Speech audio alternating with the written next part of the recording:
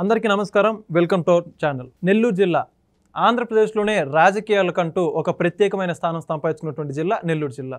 గడిచిన 2019 ఎన్నికల్లో 10కి 10 స్థానాలు వైసీపీ గెలుచుకోవడం జరిగింది.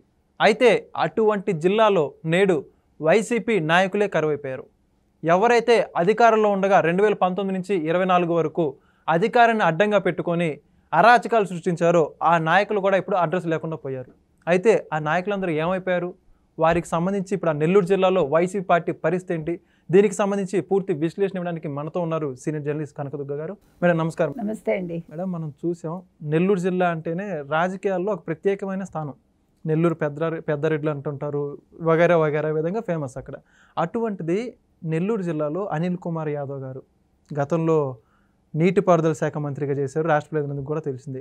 అటువంటి నేతలందరూ కూడా ఈరోజు అసలు ప్రెస్ మీడియాలో కనపట్లేదు, ఎక్కడ కూడా కనపట్లేదు మేడం. వాళ్ళందరూ ఏమైపోయారు, అసలు ఏంటి అక్కడ పరిస్థితి? మీరు చెప్పినట్టుగా నెల్లూరు రాజకీయాలు ప్రత్యేకం ఎప్పుడు కూడా. అందులో రెడ్లదే అక్కడ ఎక్కువ అసలు యాక్చువల్గా చెప్పుకోవాలంటే. అలాంటి చోట అనిల్ కుమార్ యాదవ్ లాంటి అంటే బీసీ లాంటి వ్యక్తి కూడా చాలా హవా చేశాడు 5 ఏళ్ళు. అసలు భూమి మీద నిలవలేదు మనకు తెలిస్తే. అంటే జగన్మోహన్ రెడ్డి అండవు చూసుకుని నా వెనకాల ఎవరున్నారో తెలుసా అనేవాడు, మీకు గుర్తుంటే.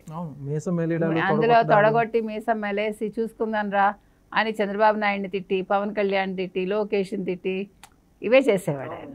ఎలక్షన్స్ ముందు ఏమన్నాడు, నేను ఓడిపోతే రాజకీయాల నుంచి తప్పుకుంటానన్నాడు. తప్పుకున్నాడా? నా సవాల్ని ఎవరు స్వీకరించలేదు అన్నాడు. రిజల్ట్స్ వచ్చాక ఏంటి మీరు రిజైన్ చేస్తున్నారా? అసలు ఫస్ట్ నర్సరావుపేటలో పోటీ చేశారు కదా, నెల్లూరు జిల్లా వ్యక్తికి సంబంధించినటువంటి. అంటే నెల్లూరులో అనుకున్నాడు పోటీ చేయాలని, ఆయన చాలా ప్రయత్నించాడు. నారాయణ ఎలా నెగ్గుతాడు, నారాయణ నెగ్గితే అని అప్పుడు ఛాలెంజ్ విసిరాడు. కానీ సమీకరణాల్లో ఇంకా తప్పనిసరి పరిస్థితుల్లో నర్సరావుపేట నుంచి పోటీ చేశాడు. అంటే అది అప్పటి జగన్మోహన్ రెడ్డి అధిష్టానానికి కూడా తెలిసింది ఆయన అక్కడ నెల్లూరులో ఓడిపోతారు, అందుకే పంపించారు. అంటే ఆయనకేవో రిపోర్ట్స్ వస్తాయి కదా, ఆయన సర్వేలు నమ్ముకుంటాడు ఆయన. ఆ సర్వేల ప్రకారం ఒక 88 మందిని ఎంతమందినో అంత కొత్త వాళ్ళని తీసుకున్నాడు, పాత వాళ్ళందరినీ బదిలీలు చేశాడు. ఆ బదిలీలు కూడా ఏమి ఆయనకి అంటే మంచిగా అవ్వలేదు. ఎక్కడైనా అంతే కదండి, ఎరగని ఊళ్ళో మొరగని కుక్క అంటారు సామెత. అది ఎవరికైనా వర్తిస్తుంది, మనిషి గురించి చెప్పేటప్పుడు చెప్తారు. అలాగా నువ్వు సడన్గా కొత్త ప్లేస్లో పడేస్తే ఉన్న ప్లేస్లోనే దిక్కులేదు, నోటితో తెచ్చుకున్నాడు, ఇంకా అక్కడే ఉంటుంది. ఈయన అన్నీ కూడా గొడ్డల దాకా తెచ్చుకుంటారు కదా వైసీపీ వాళ్ళు, మామూలుగా తెచ్చుకోరు. వాళ్ళకి గొడ్డలి అనేది చాలా ప్రీతిపాత్రమైన ఒక ఆయుధం అన్నమాట. సో అనిల్ కుమార్ యాదవ్ ఏం చేశాడంటే ఎగిరెగిరి పడ్డాడు. 2.5 సంవత్సరాలు నీటిపారుదల శాఖ మంత్రిగా చేశాడు. తర్వాత అంబటి రాంబాబుకి ఇచ్చారు కదా, అప్పుడు ఆ గేటు కొట్టుకుపోవడం కుప్పంలో ఇవన్నీ మనకు తెలుసు.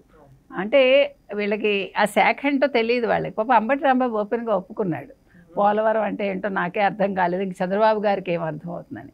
నీకు అర్థం కాలేదు కరెక్టే, కానీ పాపం చంద్రబాబు నాయుడు గారికి అర్థం కాకపోవటం ఏంటి? ఆయనకు అర్థమయ్యేది ఏంటో ఆయనకు అర్థం అవుతుంది, అయితే ఆయన నాలెడ్జ్ ఏంటో మీకు అర్థం కాదు, అది కర్మ. ఇకపోతే అనిల్ కుమార్ యాదవ్ ఒకటే కాదండి, ముఖ్యంగా మనం చెప్పుకోవాల్సింది అక్కడ మేకపాటి ఆయన ముసలాయన అయ్యాడు.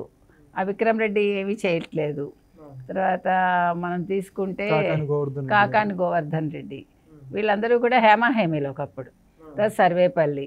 ఇప్పుడు తప్పించుకున్నది ఎవరయ్యా అంటే వేమిరెడ్డి తెలుగుదేశంలో చేరారు. తర్వాత ఆనం తెలుగుదేశంలో చేరారు. సో వాళ్ళు తప్పించుకున్నారు. వాళ్ళంటే మంచిగానే ఉన్నారు తెలుగుదేశంలో, వాళ్ళు పట్టుతోటే ఉన్నారు ఇప్పటికి కూడా. కాబట్టి ఈ మిగిలిన వాళ్ళందరూ కూడా ఆ రోజు 10కి 10 తెచ్చుకున్న వాళ్ళు, వీళ్ళందరూ ఇవాళ సైలెంట్ ఎందుకు అయ్యారు? వీళ్ళేంటి వైసీపీలో అందరూ సైలెంట్ అయ్యారు చెప్పాలంటే. కాకపోతే ఏంటంటే ప్రత్యేకంగా ఇప్పుడు చెప్పుకున్నాను అందుకు కాదు మనం చెప్పేది ఏంటంటే, కాకపోతే ఇది ప్రత్యేకంగా నెల్లూరు కాబట్టి, అంటే ఒక రాజకీయంగా బెజవాడ గోపాలరెడ్డి లాంటి వాళ్ళు మహామహులు అందరూ అక్కడి నుంచి వచ్చారు. అందులో రెడ్లు అంటే అందులో నెల్లూరు రెడ్లు అంటే బాగా డబ్బున్న వాళ్ళు అనేది. అటువంటి చోట అనిల్ కుమార్ యాదవ్ లాంటి వాళ్ళు ఈరోజు ఏం చేస్తున్నారయ్యా అంటే, ఆయన మద్రాసు ఫ్యామిలీ షిఫ్ట్ చేశాడని తెలిసింది. మద్రాసులో వ్యాపారాలు చూసుకుంటున్నాడు, ఇంకో పక్క హైదరాబాద్లో వ్యాపారాలు చూసుకుంటున్నాడు. ఆయన అంటే ఆల్మోస్ట్ చెప్పకుండానే రాజకీయాల నుంచి తప్పుకున్నాడా అని ఒక మాట అయితే వినిపిస్తోంది మనకి. సో తప్పుకున్నట్టే మనం అనుకోవాలి. మరి 29కి మళ్ళీ వీళ్ళందరూ తెర మీద ప్రత్యక్షం అవుతారా చూడాలి మనం. ఏది ఏమైనా వైసీపీలో ఈరోజు సరైన నాయకుడు ఎక్కడా లేడు. అది నెల్లూరు అంటే ముఖ్యమైన నెల్లూరు కావచ్చు. ఇప్పుడు బొత్సాని ఏదో అలా నిలిపారు, మనం చెప్పుకున్నాం.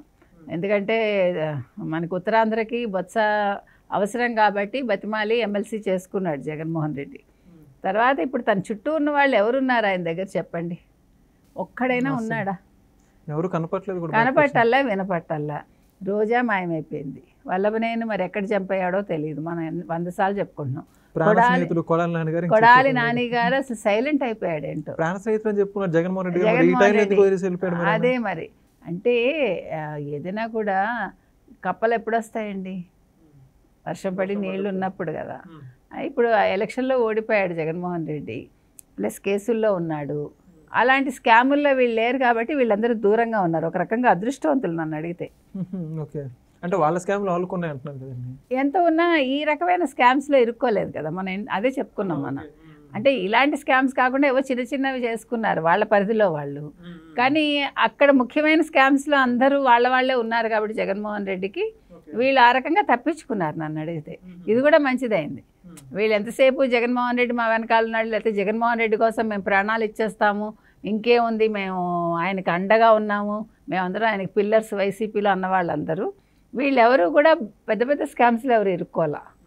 కాబట్టి ఆ రకంగా వీళ్ళు సేఫ్. ఇంకో రకంగా ఏంటంటే హెల్త్ బాగోలేదని ఒకళ్ళు, ఇప్పుడు నెక్స్ట్ ఫ్యూచర్ ఏంటో అర్థం కాక కొంతమంది అంటే రోజా లాంటి వాళ్ళు స్కాముల్లో ఇరుక్కున్నారు అనుకోండి. వల్లభనేని వంశీ నోటుతో తెచ్చుకున్నాడు, నోరా వీపుకి దెబ్బలు తాకాయని ఈరోజు పరారీలో ఉన్నాడు. కాబట్టి వైసీపీ అనేది ఈరోజు మునిగిపోయిన పడవ. సో ఇప్పుడు తెడ్లు ఎవరు లేవు, తెడ్లు ఎక్కడున్నాయి లేవు, అందరూ ఇటు అటు ఉన్న తెడ్లన్నీ మాయమైపోయాయి. అదేవిధంగా అనిల్ కుమార్ యాదవ్ తన జీవితం తను చూసుకుంటున్నారు. మిగతా వాళ్ళు కాకాని గోవర్ధన్ రెడ్డి కోర్టులో కేసు ఉంది, ఆయన మీద కేసులు ఉన్నాయి ఆల్రెడీ.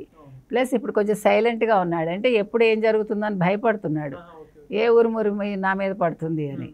ఇప్పుడు ఆయన పరిస్థితి అలా ఉంది. సర్వేపల్లికి చెప్పక్కర్లేదు. కాబట్టి ఇప్పుడు మొత్తం నెల్లూరు జిల్లా సైలెంట్ అయిపోయింది. అంత ఎగిరెగిరి పడ్డ వాళ్ళందరూ కూడా ఇప్పుడు కామ్గా ఓ మూల కూర్చున్నారు. కాబట్టి ఎలా తీసుకున్నా కూడా వైసీపీకి రానున్నవి గడ్డు రోజులు. ఒక్కసారి జగన్మోహన్ రెడ్డి మీద కేసులంతా కూడా మొదలయ్యి ప్రూవ్ అయ్యి జైలుకి వెళ్తే అసలు వైసీపీ అనే పార్టీ కూడా ఉండదు.